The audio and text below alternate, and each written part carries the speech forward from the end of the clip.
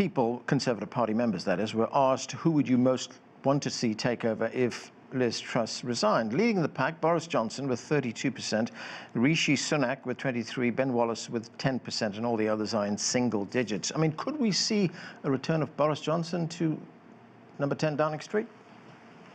Well, straight out the Trumps announced today, and I looked a couple of hours ago, so the position may have moved since then, but Guido Fawkes, a well-known blogging site here, puts Boris Johnson on 40 votes already. After a couple of hours, the vote is opening, with Rishi Sunak on 29 and Penny Mordaunt with just a handful of votes. But let me tell you, it's not just about Conservative members who vote. I talk to the electorate. I talk to my own family, and people want Boris back. Now, you know, and I've been on this program many times, I'm a big fan of Boris Johnson.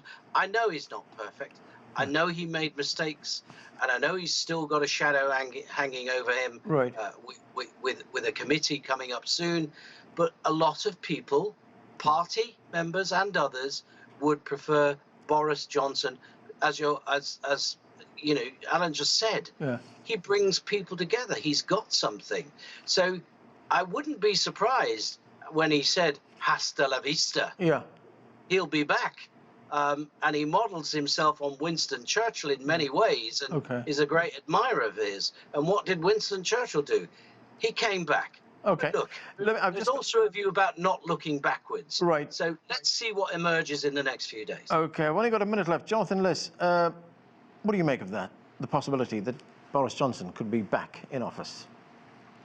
It is absolutely obscene that someone as morally destitute and corrupt as Boris Johnson could ever be resurrected in this way.